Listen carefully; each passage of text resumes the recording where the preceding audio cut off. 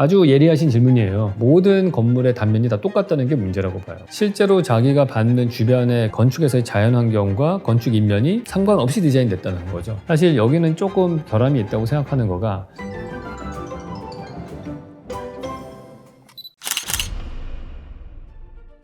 한국은 지방도시들이 인구 감소를 하여 사라질 위기라는데 미국 지방도시는 나름 특색 살려 유지하는 비결은 뭔가요? 가장 큰 이유는 저는 국토의 크기의 차이라고 저는 생각을 합니다. 일반적으로 사람이 출퇴근이 가능한 시간이다 라고 느끼는 거는 1시간 반 이내예요. 용인이나 성남에 사시는 분들도 1시간 반 차 타고 가서 서울 중심부에 있는 직장을 출퇴근하시는 분들이 있는 거죠. 근데 우리가 교통수단이 발달했어요. KTX가 열리면은 대구까지가 1시간 반 정도 됩니다. 그러니까 대구에 있는 대형 병원에 가실 분들이 기차 타고 서울에 와서 세브란스 병원이나 서울대 병원을 가게 되는 일이 생겨서 대구의 대형 병원이 어려워졌죠.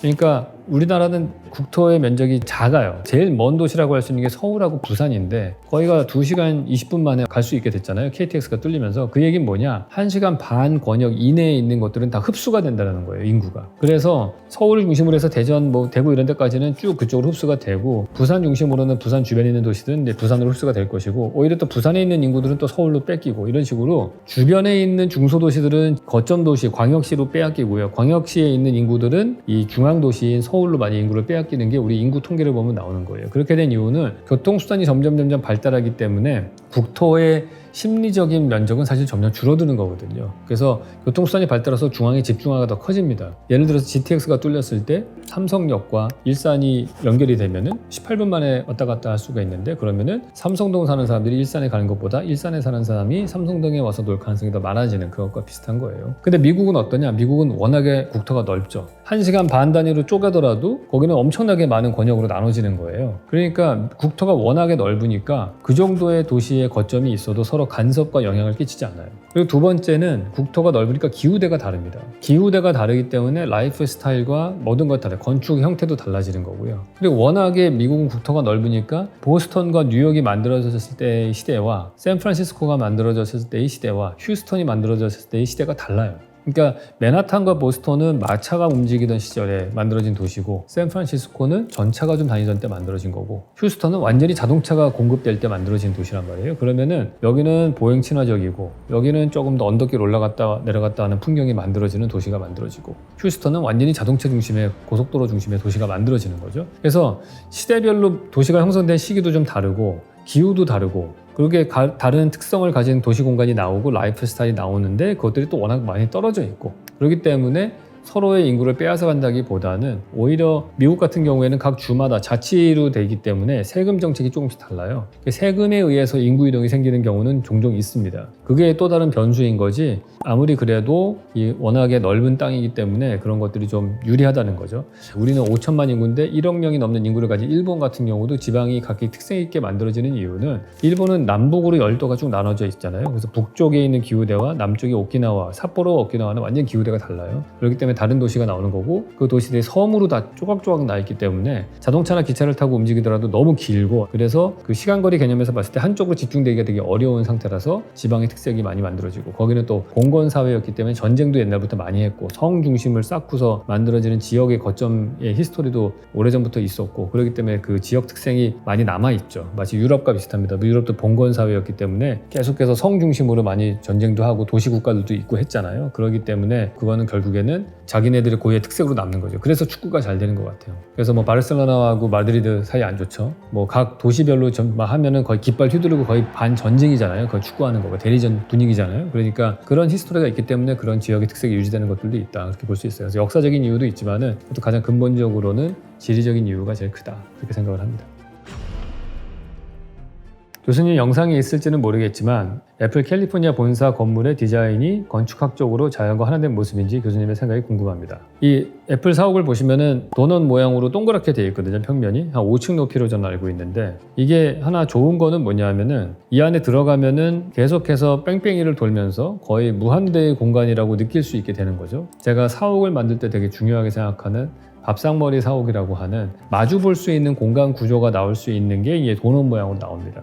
가운데 이제 큰 센트럴파크 같은 게 나오는데 사실 여기는 조금 결함이 있다고 생각하는 거가 그 정원이 그냥 바라만 보는 정원인 거예요. 내가 거길 나가려면은 5층에 있는 사람 입장에서 보시면은 긴 복도를 걸어서 엘리베이터 타고 내려가서 현관문을 열고 나가야지 그 공원에 나갈 수 있는 거예요. 그러니까 저라면은 3층 높이의 공간에서도 그 외부 계단을 통해서 곧장 마당으로 나갈 수 있게 한다든지 뭐 각 층마다 외부 계단을 좀 만들어서 내가 바라보면은 곧장 문을 열고서 나갈 수 있는 그렇게 여러 개의 입구가 있고 계단이 있는 그런 인면을 만들었을 것 같아요. 혹은 거기다 발코니나 테라스 같은 것들도 만들면 더욱 좋겠죠. 굳이 내가 1층까지 안 내려가더라도 발코니에 나가서 야외 공간에서 그 정원을 볼 수 있다면 훨씬 더 친숙하게 볼 수 있을 것 같거든요. 근데 이제 거기는 그렇게 하진 않았어요. 그 노먼 포스터가 설계를 했는데 아주 시크한 느낌으로 이렇게 루버를 만들어가지고 했는데 사실 그게 보기에는 되게 멋있고 미니멀해 보이고 좋지만은 사실상 그 정원을 쓰는 데는 좀 불편하지 않을까 하는 생각이 들고요. 물론 보안상으로는 그게 훨씬 좋겠다 그런 생각을 합니다. 중앙에서 컨트롤하니까. 근데 사실은 그 중정이라는 공간은 내 건물로 완전히 감싸고 있기 때문에 완벽하게 컨트롤될 수 있는 공간이잖아요. 그래서 보안상의 문제는 아닌 것 같기는 해요. 어떻게 해서든지 더 외부와 접촉할 수 있는 계단이나 테라스를 더 많이 만들면 더 좋았을 것이다 생각을 합니다. 또 하나 문제는 뭐냐면은 이게 원으로 돼 있는 이 도넛의 평면이라고 하는 거는 완벽하게 좌우 상하 대칭의 공간이죠. 근데 우리의 지형은 동쪽에서 해가 떠서 남쪽을 거쳐서 서쪽으로 해가 진단 말이죠. 근데 그렇게 되면은 항상 햇빛을 많이 받는 부분은 딱 정해져 있어요. 북향을 향해서는 햇빛이 거의 안 들어오고, 그러니까 어디는 차양이 넓은 게 좋고 어디는 좁은 게 좋을 텐데 아예 어디는 완벽한 북향은 차양이 필요가 없을 수도 있고요. 근데 거기는 모든 건물의 단면이 다 똑같다는 게 문제라고 봐요. 건물의 도넛을 딱 잘라서 보면은 차양의 그 디테일이 다 똑같고 그게 360도로 돌아가면서 똑같다는 얘기는 실제로 자기가 받는 주변의 그 건축에서의 자연환경과 건축 인면이 상관없이 디자인됐다는 거죠. 그래서 차양이 길게 필요한 동쪽이나 서쪽은 좀 길게 나온다든지 아니면 서쪽은 오히려 수직의 루버로 된 디자인이 나오는 게 더 맞을 것 같고요. 그 다음에 북쪽은 아예 차양이 없어도 되겠죠. 그런 처마 같은 것들이 그런 인면으로 만들어졌으면은 실제로는 훨씬 더 친환경적이 될 수 있을 것 같으나 그러나 지금처럼 멋있지는 않겠죠. 이거 네옴시티랑 마찬가지인 거예요. 네옴시티 길고 시크하고 멋있는데 그거를 디자인적으로 하는 순간 이거는 그런 임팩트 있는 디자인이 안 나오잖아요. 그래서 이 애플이라고 하는 회사가 워낙에 디터람스의 영향을 받은 그런 아이팟이라고 하는 게 동그란 게 있잖아요. 그것도 디터람스 라디오에서 우리가 많이 영감을 받은 거지 않습니까? 그래서 좀 미니멀한 그 정신을 갖고 와서 애플에서는 아주 그냥 똑같은 단면으로 원으로 만든 것이라고 봐요. 그런 단순성에 근거해서 원형이라는 걸 만들었고 단순한 인면 디자인을 하려고 했던 게 아닌가 그런 생각을 합니다.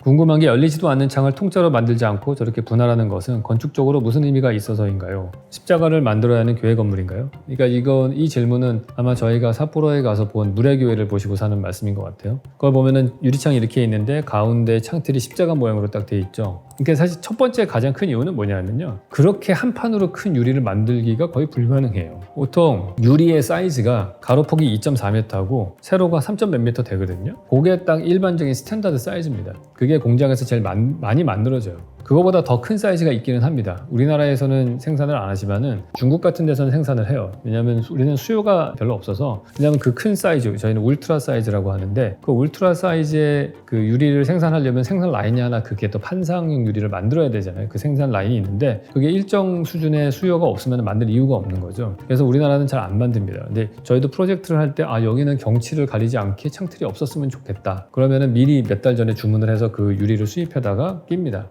근데 여러 가지 이유에서 그게 안 되는 경우가 있어요. 그보다 더 큰 사이즈가 되면 뭐가 문제냐면은 트럭으로 운송이 안 되는 거예요. 우리가 아무리 공장에서 제작을 하더라도 트럭에 실어서 공사 현장까지 갖고 와야 되고 공사 현장에서 크레인으로 올려가지고 그걸 만들어야 되잖아요. 근데 그게 엄청 커지면은 일단 수송이 안 됩니다. 그래서 울트라 사이즈 정도까지는 좀 돼요. 또 하나의 제약이 뭐냐면은 제 경험으로는 바닷가에 있으면 큰 유리를 못 써요.